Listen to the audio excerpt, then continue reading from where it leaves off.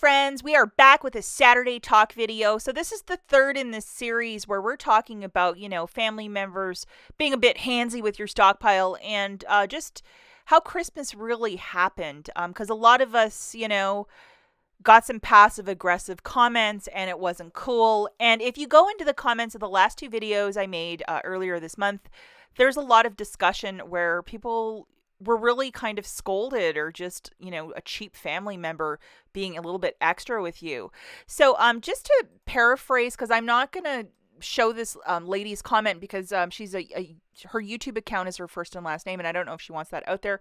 But basically, to paraphrase this, she gifts household products to relatives as gifts, as many of us do. This is your hobby, you love it, and your love language is to share your hobby. A lot of us do that. And basically, her father-in-law looked at her and he said, "Why are you being so cheap this year?" So in years past, it was probably 2-3 times.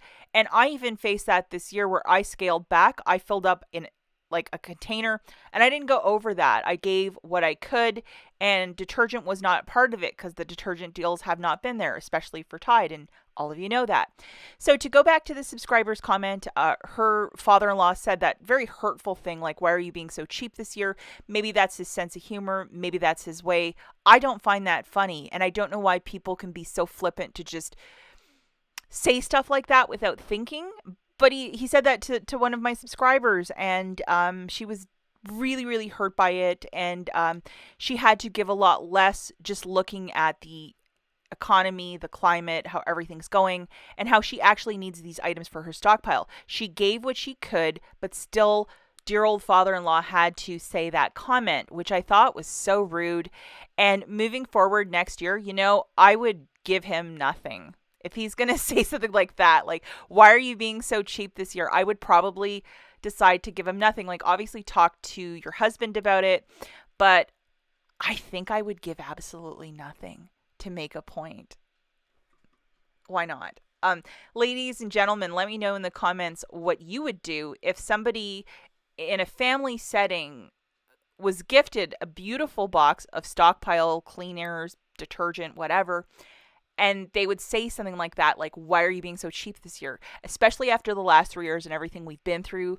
How could you be so oblivious and say that? Like, talk about, I was even hurt, and I've been thinking about that comment all week.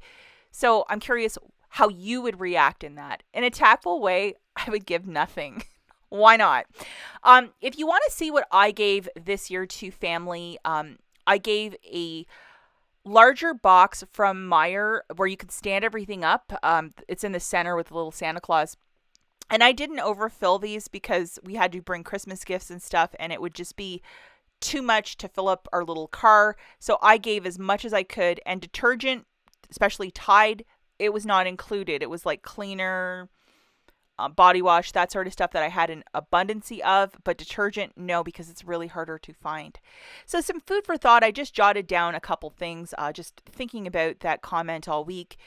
If you have a loud person who in your family, and everybody does, do not let a loudmouth order you around. This is your hobby. You put the time in, you put the money in. If you want to share, that is very kind and generous of you. And a lot of us who coupon and stockpile items, that is one of our muscles, is that we like to extreme give. It makes us happy. But if somebody is so ungrateful and will just be a loudmouth that way, shame, shame, shame on him. I don't understand that behavior. And that man, did he ever thank you in the past? The subscriber who left that comment, you know who you are. Let us know. Usually when people get something from me and they're so over the moon happy, they're the people I like to gift to because they get what we're doing and the value of toilet paper, paper towel, cleaner, whatever.